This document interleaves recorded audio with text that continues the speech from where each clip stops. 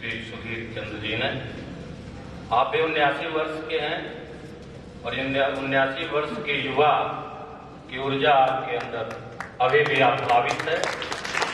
ईश्वर से काशी से आपके लिए प्रार्थना है कि आप इसी तरह से समाज के लिए उपयोगी बने रहें, स्वस्थ रहें, सकुशल रहें, दीर्घ जीवन को प्राप्त करें।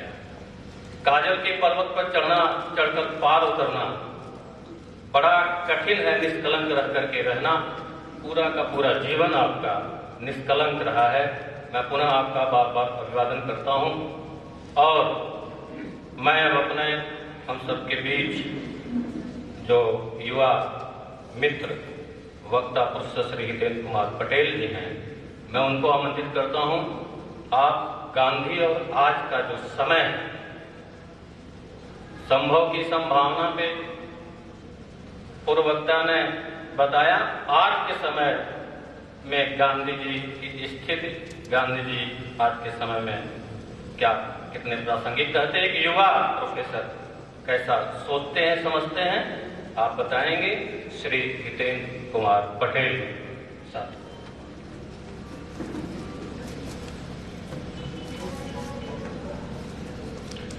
आदरणीय पंडित कमलेश दत्त त्रिपाठी जी, सुधीर चंद्र जी और हमारे सामने बैठे हुए बहुत सारे विद्वान, मैं सबसे पहले विद्याश्री न्यास का आभारी हूँ और इस तरह का एक मौका बनाने के लिए जहाँ मैं प्रोफेसर सुधीर चंद्र के साथ लाइव में बोल सकूँ, ये सौभाग्य मुझे मिले और इस विद्वान लोगों के सामने ये मौका बनाया, मैं इसके लिए हृदय से आभारी हूँ।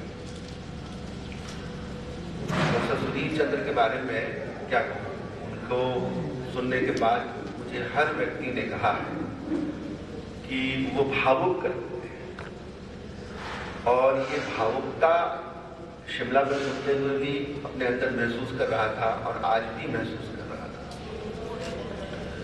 लेकिन तो दुर्भाग्य ये है कि इतिहासकार को भावुक होने की इजाजत नहीं होती है और चूंकि मुझसे अपेक्षा की जा रही है कि आज का संदर्भ जो है वो प्रमुखता से आए, तो कुछ निर्मम आलोचना की भी जरूरत पड़ती है और हम क्यों गांधी के हिसाब से न चले और सुधीर चंद्र जी की भाषा का या उनके वाक्य का प्रयोग करूं, तो एक ऐसा समय आया जब उनके उत्तराधिकारी के लिए उनकी भाषा को समझना असंभव हो गया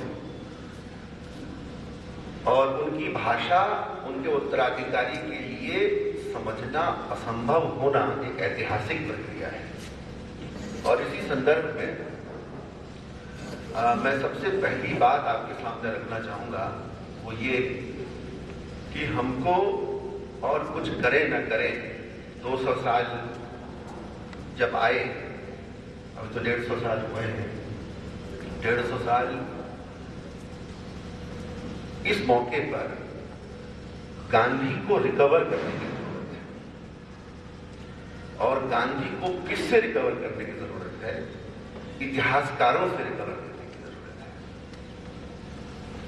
और ये रिकवरी कैसे होगी, इसी पर मेरी कुछ बातें मैं रखना चाहता हूं। ये बात लोग भूल जाते हैं कि 125 वर्ष जब हुए थे तब लोगों ने कुछ कहा था और उस समय एक बात ए.बी. शाह ने कही थी जिसको मैं उद्धृत करना चाहूंगा आपके सामने। ए.बी. शाह ने कहा था कि गांधी के जाने के बाद गांधी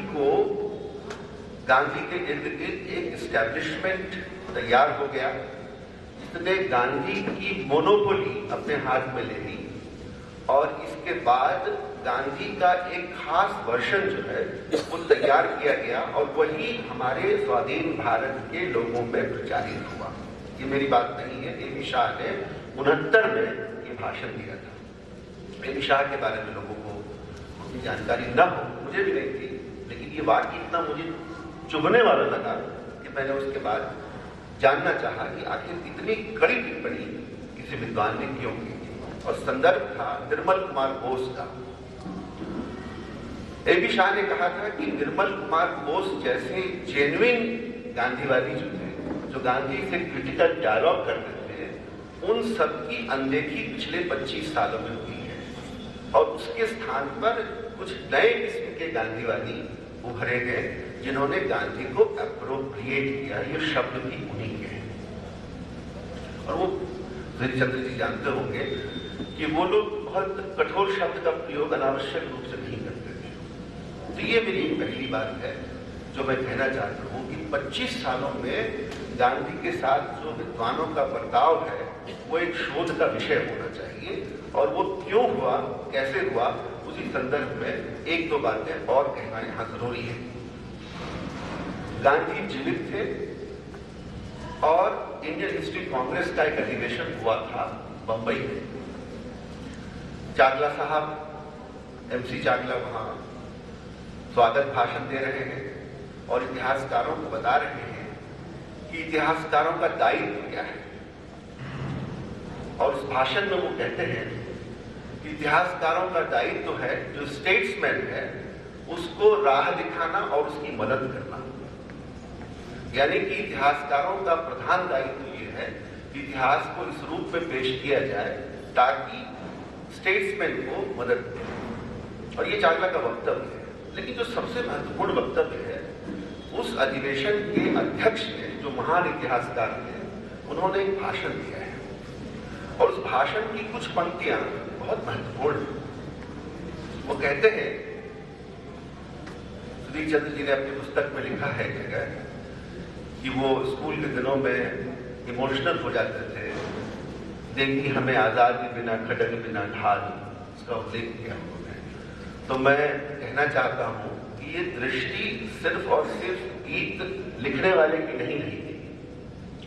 इतिहासकार अपने सबसे महत्वपूर्ण उद्बोधन में, जो प्रेसिडेंट की स्पीच है, उसमें कहते हैं कि हमारा देश एकदम बहुत खराब अवस्था में विदेशियों के चरणों में पड़ा हुआ था और हम लोग अपना सारा आत्मसम्मान खो चुके थे।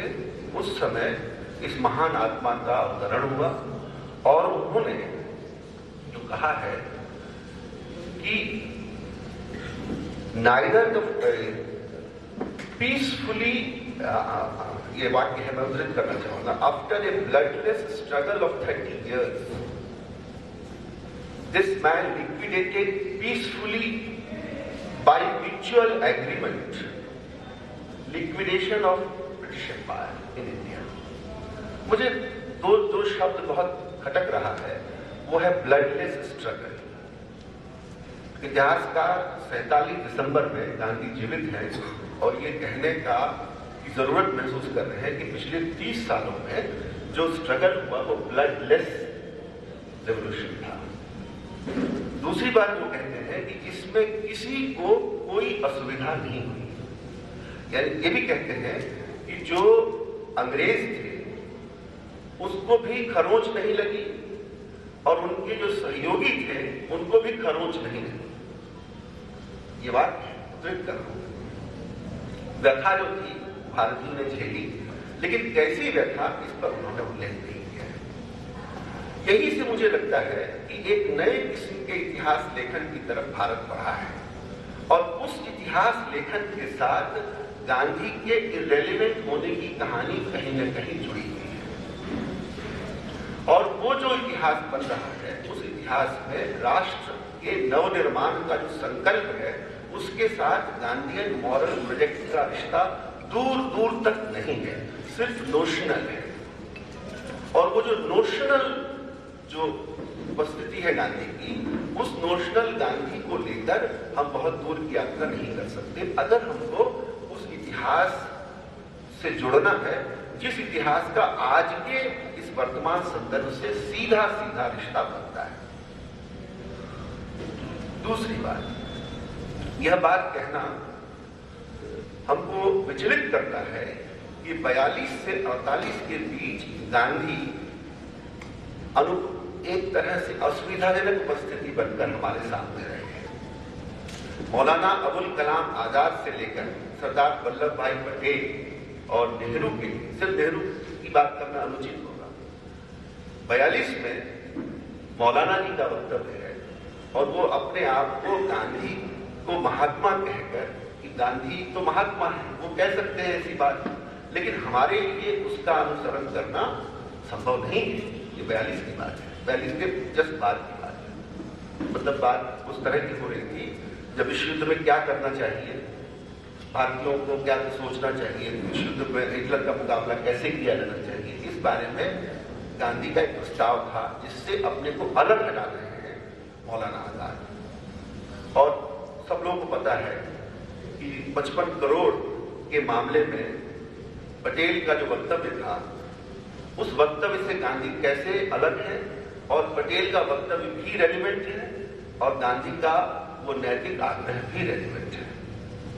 आप क्या करेंगे? इस 6 साल की कहानी कोई इतिहासकार ढंग से कहना नहीं चाहता है।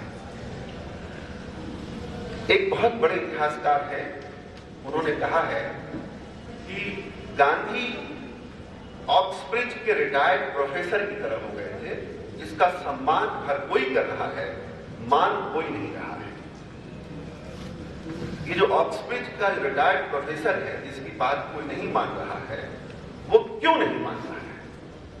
ये सवाल हमको पूछना चाहिए और ये भी देखना चाहिए कि जो नहीं मान रहे हैं वो क्या सिर्फ और सिर्फ इसलिए नहीं मान पा रहे हैं क्योंकि वो गांधी से अपने को अलग करना चाहते हैं, या कि उनके मन में कोई दुराग्रह है, या उनके भीतर कोई किसी किस्म की कुंठा है, या उनके भी अपने तर्क हैं।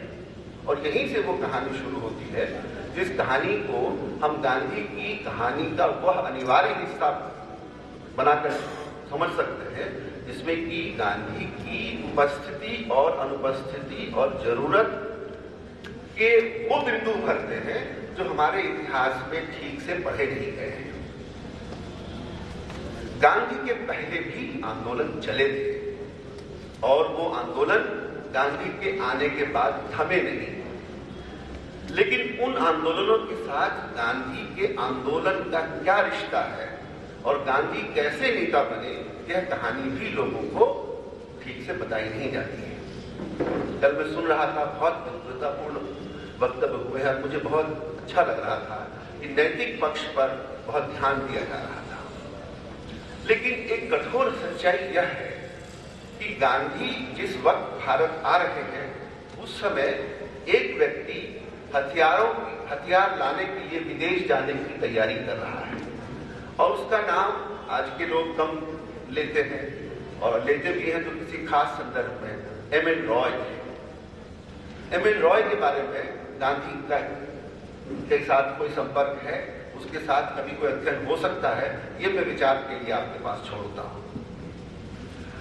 सावरकर का नाम लेना तुरंत जो है हमारे बीच में एक किस्म की खलबली पैदा कर देता है, लेकिन मुझे लगता है कि सावरकर का अध्ययन भी फिर से होना चाहिए, और इसलिए नहीं कि उन्होंने जो अपने काम किए, बल्कि इसलिए भी कि सावरकर और गांधी के बीच की जो दूरी है, वह दूरी ऐतिहासिक कारणों से विश्लेषण की मांग करती है। एम.एन. रॉय, गांधी और सावरकर, इन तीनों के बीच में जो रिश्ता है, ऐतिहासिक रिश्ता, उसका सर्वेक्षण करना बहुत ही जरूरी है।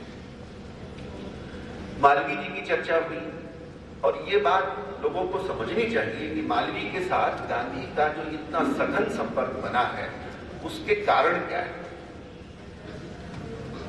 साथ ही साथ तिलक और गांधी के बीच का जो रिश्ता है, इस पर भी थोड़ी चर्चा होनी चाहिए। और ध्यान दीजिएगा कि जिन प्रसंगों की मैं चर्चा कर रहा हूं, उस पर कम से कम फोकस रखा जाता है जब हम उस दौर की बात करते हैं। तुरंत बात चंपारण की होती है और तुरंत बात जालियांवाला बाग मसाकर की होती है। गांधी जी 1915 में आए थे। 15 से 19 के बीच में तिलक से कितनी बार मिले थे? एक बार भी नहीं मिले थे, सिर्फ और सिर्फ कांग्रेस अधिवेशन में। और ये बात ध्यान देने की है कि तिलक से गांधी का जो संपर्क है, उस संपर्क में गोखले की क्या स्थिति थी। मैं सूत्र रूप में कुछ बातें आपके सामने रख पाऊंगा, क्योंकि जो समय निर्धारित है उसमें इससे ज्यादा विश्लेषण में जाना संभव नहीं। तो गांधी का आना और उसी कमरे में रहना जिसमें मालवीय रह रहे थे, और वहां देखना कि सैकड़ों लोग आ रहे हैं, मालवीय से मिल रहे हैं, और मालवीय जी किसी से भी अपने को सीधे सीधे जोड़ रहे हैं, उनके लिए कोई विजिटिंग आवर नहीं है, लोगों से मिल रहे हैं, इसको देखकर कोने की चारपाई में सोए हुए गांधी के मन में जो भाव उठा था वो भी विश्लेषण का विषय है। और उसी समय मालवीय के प्रति गांधी के मन में जो सम्मान जागा, लोगों के साथ जुड़ने की जो बात आई, उस वक्त गांधी गांधी नहीं बने, वो जो रिश्ता बनता है वो महत्वपूर्ण है। मैं इन दिनों इस बात को लेकर सब जगह जाता हूं और कहता हूं कि गांधी को समझने के लिए इतिहासकार की दृष्टि और अध्ययन पर्याप्त नहीं है। और इस बात पर मैं बार बार जोर दे रहा हूं कि गांधी ही नहीं, नेशनल मूवमेंट को समझने के लिए, और नेशनल मूवमेंट का मतलब सिर्फ और सिर्फ एक मूवमेंट नहीं है, उसके साये में जितने मूवमेंट्स हुए हैं फॉर इंडिपेंडेंस, उन सारे मूवमेंट को समझने के लिए इतिहासकार के साथ साथ साहित्य का अध्ययन बहुत जरूरी है। चतुर्सेन शास्त्री ने एक आत्मकथा लिखी है। उस आत्मकथा में जो उन्होंने उल्लेख किया है कि तिलक के खेमे में जो खलबली मची हुई थी, उस खलबली के साथ गांधी के आने और प्रतिष्ठित होने का क्या संबंध है। मैं सिर्फ संकेत कर दे रहा हूं कि तिलक के खेमे में गांधी के आने के बाद एक किस्म का प्रोसेस ऑन हुआ है, और उसमें मोतीलाल नेहरू की क्या भूमिका है, चित्तरंजन दास कहां आते हैं, और अंततः गांधी कैसे भारत के नेता बनते हैं, और उनको नेता बनाने में किन किन लोगों का कैसा योगदान है, ये समीक्षा का विषय है। जवाहरलाल नेहरू के पिता मोतीलाल नेहरू के साथ गांधी के संपर्क की बहुत विशद व्याख्या होना जरूरी है। चित्तरंजन दास की भी जरूरी है, और इसके साथ ही मालवीय ने उस क्रिटिकल टाइम में, इस समय गांधी उभर रहे हैं गोखले की मृत्यु के बाद, उस समय किस तरह से काम किया है, कैसे इनका समर्थन किया है, यह बात भी विश्लेषण का विषय होना चाहिए। दो और बातें कहूंगा। जब गांधी ने यह निर्णय लिया कि अंग्रेजों का मुकाबला करेंगे, वो एक रेडिकल गांधी थे, और पूरे भारत में उस समय के जो पूंजीपति थे, उन लोगों ने गांधी का मजाक उड़ाया था।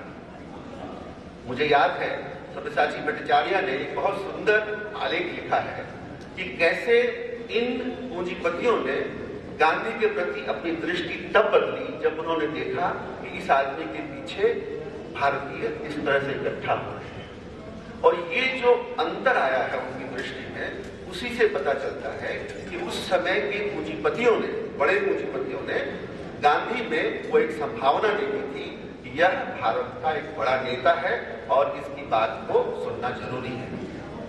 एक थियरी यह है कि जब से भारत के पूंजीपतियों ने गांधी को समर्थन देना शुरू किया, तब से गांधी सचमुच भारत के सबसे बड़े नेता बने। मैं ये नहीं कह रहा हूं कि पूंजीपतियों ने उनको नेता बनाया, लेकिन पूंजीपतियों का बड़ा सहयोग उनको प्राप्त हुआ था। यह भी एक ऐतिहासिक सच्चाई है। और इन पूंजीपतियों का संपर्क दो तरह का था। वो एक ही साथ नेशनल मूवमेंट के साथ भी खड़े थे और कॉलोनियल एस्टेब्लिशमेंट के साथ भी खड़े थे। और किस तरह से कितना पैसा एस्टेब्लिशमेंट की तरफ जा रहा है और कितना कांग्रेस की तरफ जा रहा है, ये भी एक शोध का विषय होना चाहिए। यह प्रक्रिया 1942 तक रही है, और मुझे लगता है कि इसका संपर्क द्वितीय विश्व युद्ध के परिणाम के संबंध में दो तरह के जो मत बने थे, जापान जीत सकता है या जापान जीत नहीं सकता है, इस संबंध में बिरला जी का जो मंतव्य था और गांधी जी का जो मंतव्य था, नेहरू जी का जो मंतव्य था, ये सब हमारी आलोचना में आना चाहिए। इस बीच में बहुत से कुछ हुआ, उन चीजों की तरफ चंद्र जी ने संकेत भी दिया है कि 22 में रुका, फिर 29 में उनकी याद आई। 22 में क्यों रुका, आप सभी इस बारे में जानते हैं कि चौरी चौरा के बाद गांधी की अपनी बातें हैं। 29 में फिर लोन की जरूरत पड़ी, 30 के दौरान क्या क्या हुआ, ये सभी चीजें ये बतलाने के लिए पर्याप्त है कि गांधी का लोगों के साथ जो आंतरिक संपर्क है वह एक है और उनके पीछे जो खड़े लोग हैं उनके साथ गांधी का रिश्ता अलग तरह का है। गांधी लोगों के पास राष्ट्रीय आंदोलन के प्रतीक हैं और उनके नाम पर मूवमेंट हो सकता है, यह बात तय है। और इस अर्थ में गांधी ने वो काम किया है जो पूरी दुनिया में किसी ने नहीं किया है, जिन्होंने लोगों को उस स्पिरिट से जोड़ा जिसको हम नेशनल मूवमेंट स्पिरिट कहते हैं। लेकिन 30 के दशक में गांधी के प्रति जो क्रिटिकलिटी बनी, किसान आंदोलन शुरू हुए और तमाम तरह के आंदोलन शुरू हुए, उन आंदोलनों की विस्तृत चर्चा करने मात्र से ही आपको स्पष्ट होगा कि सबका गांधी के प्रति सम्मान था और वो सम्मान जेन्युइन है। इसके बावजूद गांधी के पीछे खड़े लोगों के प्रति लोगों के मन में अविश्वास था और वो अविश्वास इसलिए था क्योंकि गांधी के पीछे खड़े लोग 1947 के बाद वही लोग बहुत शक्तिशाली हुए और इस अर्थ में वो जो आशंकाएं 30 के दशक में लोगों ने व्यक्त की थी वो 47 के बाद सही प्रमाणित हुआ। ऐसा नहीं है कि गांधी के प्रति सम्मान लेखकों का कम था। जिन लोगों की चर्चा होती है, मैं राहुल सांकृत्यायन का नाम इस संदर्भ में विशेष रूप से लेना चाहूंगा। राहुल सांकृत्यायन जैसे लोग गांधी को भारत की जनता के साथ स्पिरिट को जोड़ने के संदर्भ में बहुत याद करते हैं और कहते हैं कि जैसा काम गांधी ने किया, जिस तरह से राष्ट्रीयता का जो प्रसार हुआ, आम लोगों के बीच ले गए, उसमें गांधी का कोई मुकाबला नहीं। लेकिन इसके साथ ही वो उस बिंदु पर आकर खड़े होते हैं जहां ये समझ में आती है कि गांधी की राजनीति के पीछे खड़े हुए जो लोग थे, जिन लोगों ने गांधी का एक तरह से इस्तेमाल नहीं कह सकता, गांधी जैसे व्यक्तित्व का क्या इस्तेमाल कोई करेगा, लेकिन उनकी जो मंशाएं थी वो मंशाएं पूर्ण जब तक होती रही तब तक गांधी को वो प्रतीक के रूप में सामने रखते रहे और जैसे ही वो समय आया जब गांधी उनके लिए कम प्रासंगिक होने लगे, गांधी का साथ छोड़ दिया। ये बातें थोड़ी अप्रिय लग सकती हैं क्योंकि वो जो नाम है, जिन नामों के साथ हमारी श्रद्धा है और हमने एक ऐसा आख्यान निर्मित कर लिया है कि हमको लगता है कि ये सब बातें करने मात्र से ही गांधी की अवज्ञा होती है और गांधीयंस का अपमान होता है, ऐसा मुझे नहीं लगता। राजमोहन गांधी ने एक बड़ी सुंदर सी बात लिखी है कि गांधी का साथ सबने छोड़ दिया। मैं समझ सकता हूं कि गांधी का साथ जिन लोगों ने छोड़ा था उनकी अपनी मजबूरियां नहीं होगी, लेकिन सबने कैसे साथ छोड़ दिया? राजेंद्र प्रसाद ने कैसे साथ छोड़ दिया? कैसे छोड़ सकते हैं? साथ छोड़ने की जो राजनीति होती है, उस राजनीति के पीछे का जो इतिहास होता है, हमारे देश में उसकी चर्चा बहुत कम होती है और मुझे लगता है कि अगर हम इस बात की चर्चा न करेंगे तो राजनीति का जो अगला पड़ाव आता है, जहां 47 के बाद वे लोग जो औपनिवेशिक युग में सत्ता में थे, वही लोग कैसे सत्ता में रह सकते। 47 में गांधी की पीड़ा का यह अर्थ भी लगाया जाना चाहिए कि गांधी के हाथ में नियंत्रण नहीं है। सबसे अंत में मैं समझ सकता हूं कि दूध में से मक्खी को जैसे निकाला जाता है, वैसे गांधी को निकाले जाने की प्रक्रिया का इतिहास जो है वो कितना कष्टदायी इतिहास हो सकता है, लेकिन इसके अलावा कोई उपाय नहीं है। और मैं दो लेखकों का जिक्र करूंगा जिन लेखकों के उल्लेख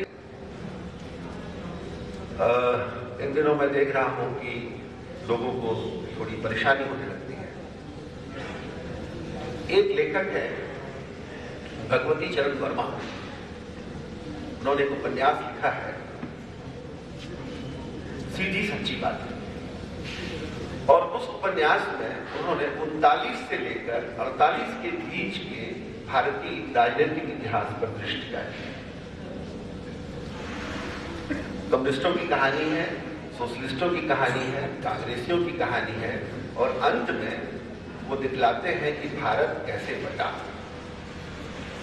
कम्युनिस्ट मुसलमान पाकिस्तान जाने के लिए विवश है और लिपट लिपट कर रो रहा है उस कॉमरेड के साथ जो कह रहा है कि भाई अगर तुम चले जाओगे तो हम यहाँ कैसे रहेंगे, और वो कह रहा है कि मेरी मजबूरी है, मुझे पाकिस्तान जाना होगा। वो एक मार्मिक क्षण है जो उपन्यासकार ने अपनी कल्पना से वहां खड़ा किया है, जहां हर व्यक्ति अपने को कम्युनल टर्म्स में सोचने की कोशिश कर रहा है या बाध्य हो रहा है, ऐसी ऐतिहासिक परिस्थिति बन गई। इस दौरान ऐसा क्या घटित हुआ जिसके कारण यह ऐतिहासिक सच्चाई है कि 90% लोगों ने, मुसलमानों ने पाकिस्तान के पक्ष में मत दिया। इसका जवाब ढूंढना होगा और तमाम तरह की अपील और गांधी की सारी चेष्टाएं विफल क्यों हुई, क्यों जिन्ना, और ये बात ध्यान देने की है कि जिन्ना ने, जिस वक्त गांधी उभर रहे हैं, उस क्रिटिकल समय में जिन्ना ने गांधी का साथ दिया था। और ये भी एक बहुत भयानक बात है कि जिन्ना वॉज वुंडेड। जिन्ना ने गांधी के प्रति जो क्रिटिकल रवैया अपनाया था, उसके पीछे व्यक्तिगत कारण अधिक है, राजनीतिक कारण कम है। राजनीतिक कारण का आना, उसमें व्यक्तिगत कारण का होना बहुत बड़ी भूमिका का पालन करता है। जिन्ना ने गांधी को गांधी बनने पे जो बुनियादी रूप से मदद की है, उसकी चर्चा इतिहास के पृष्ठों में कम होती है, और क्यों होती है ये हम लोगों को देखना चाहिए। जिन्ना 40 से 46 तक जिस कैंपेन को करते हैं वो सफल होता है, और गांधी का जो कैंपेन है वो असफल होता है। ऐसा कैसे होता है, यह भी एक आलोचना का विषय होना चाहिए। और अगर हमने इस पर सोचा नहीं तो हम बार बार उसी मॉरल ग्राउंड पर जाएंगे जहां गांधी के प्रतीक रूप में महान होने की बात करके हम उस इतिहास के बड़े प्रश्न से अपने को अलग हटाते रहेंगे। ये वो प्रश्न है जिस प्रश्न पर भगवती चंद्र वर्मा ने, अब इतिहासकारों की सभा में जब भगवती चंद्र वर्मा का जिक्र होता है तो मुझे बताना पड़ता है कि भगवती चंद्र वर्मा, अमृतलाल नागर जैसे लोग गांधी को किसी इतिहासकार से कम प्रेम नहीं करते थे। उन्होंने गांधी को देखा है, 1942 के आंदोलन की शुरुआत जब हो रही है वो वहां बैठे हुए हैं और उस करंट को महसूस कर रहे हैं। बावजूद इसके जब भगवती चंद्र वर्मा लिखते हैं भूले बिसरे चित्र, जब लिखते हैं सीधी सच्ची बातें, तो गांधी का यह पक्ष भी वहां उभर कर आता है। आखिरी बात जो सबसे अप्रिय लगेगी आप में से बहुतों को, वो है जो भारतीय एलिट था, उस एलिट ने कैसे औपनिवेशिक युग में भी एलिट होने का सारा सुख भोगा, और आजादी के बाद वही एलिट वर्ग फिर से एलिट के रूप में कंटिन्यू करता है। इसका सबसे महत्वपूर्ण जो 2 दस्तावेज मुझे मिला है वो उपन्यास की शक्ल में सीधी सच्ची बातें का आखिरी हिस्सा और गुरुदत्त का एक उपन्यास है। गुरुदत्त की चर्चा जब मैं करता हूं तो काफी कठिनाई लोगों को होती है, लेकिन गुरुदत्त ने कुछ ऐसी बातों की ओर भी संकेत किया है जो आपके लिए विचारणीय हो सकता है। गुरुदत्त अपने उपन्यास में जिसे कहते हैं, दिखलाते हैं कि क्रांतिकारी जो लड़ रहे थे, उनका जो दमन कर रहा था पुलिस अधिकारी, वह पुलिस अधिकारी भी 1947 में भारत के आजाद होने के बाद तिरंगा झंडा फहराते हुए सबसे आगे खड़ा दिखाई देता है। आपको यशपाल के झूठा सच की याद जरूर आएगी जब वो कहता है कि ये आदमी जो पुली है इसके लिए आजादी का क्या मतलब है, यह आदमी क्यों खुशी मना रहा है और क्यों चिल्ला रहा है, इस आदमी को आजादी से क्या मतलब है। झूठा सच में प्रसंग आता है। ठीक वैसे ही प्रश्न और मरीचिका की शुरुआत भगवती चंद्र वर्मा जब करते हैं तो यही कहते हैं कि हमारा जिस दिन आजादी का जश्न मनाया जा रहा है, नायक जो है वो चुपचाप अपने कमरे में सो रहा है और उधर गांधी भी दिल्ली छोड़कर कहीं और विश्राम कर रहे हैं। क्या इतिहास की ये सवाल हम लोगों को आपस में जोड़ने नहीं चाहिए और सिर्फ उन बातों को दोहराते रहना चाहिए जिसमें कि गांधी की महानता क्षुण्ण रहे और गांधी की प्रासंगिकता के वर्तमान संदर्भ जो सारे जुड़ते हैं वो सब न मुझे लगता है कि ऐसा समय आ गया है कि हम अपने को जब तक इतिहास के आईने में सीधे सीधे देखने की कोशिश नहीं करेंगे कि आज ऐसा समय क्यों आया। जब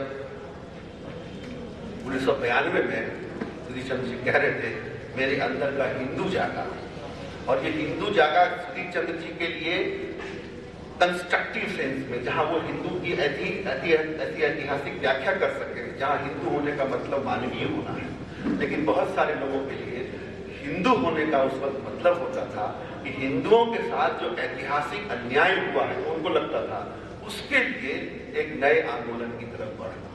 और यहीं पर मुझे लगता है कि न सिर्फ गांधी बल्कि विवेकानंद का जिक्र भी हो सकता है, तिलक का जिक्र भी हो सकता है, और अरविंदो का जिक्र भी हो सकता है। और इसी कारण से ये समय है जब गांधी के साथ जुड़ते हुए हम उस पूरे ऐतिहासिक परिवेश से जुड़े और ये जानने की कोशिश करें कि गांधी के आने के साथ जो ऑनगोइंग नेशनल मूवमेंट था उसमें लोग क्या सोच रहे थे, क्या कर रहे थे। मैं गांधी का बहुत बड़ा भक्त माना जाता हूँ और मैं गांधी को मैं बहुत सम्मान और बहुत बड़ा आदमी समझता हूँ, बहुत सम्मान करता हूँ गांधी का। लेकिन इतिहास का विद्यार्थी हूँ और उन सवालों की तरफ जाने की कोशिश करता हूँ जहाँ गांधी के प्रति हमारा जो रवैया हो वो क्रिटिकल हो। जहाँ हम इतिहास में जाएं तो अपने साथ क्रिटिकलिटी को लेते जाएं। विद्यानिवास मिश्र की एक बात का मैं उल्लेख करके अपनी बात समाप्त करूंगा। एक इतिहासग्रस्तता शब्द का प्रयोग उन्होंने किया है जो बहुत मार्मिक है। इतिहासग्रस्तता, मैं जो बात आपके सामने रख रहा हूँ उसमें इतिहास की तरफ से बोल रहा हूँ, लेकिन इतिहासग्रस्तता के माध्यम से जो बातें हमारे सामने एक खास तरीके से आती रही है उसी को हमने इतिहास माना है, यह भी एक सच्चाई है।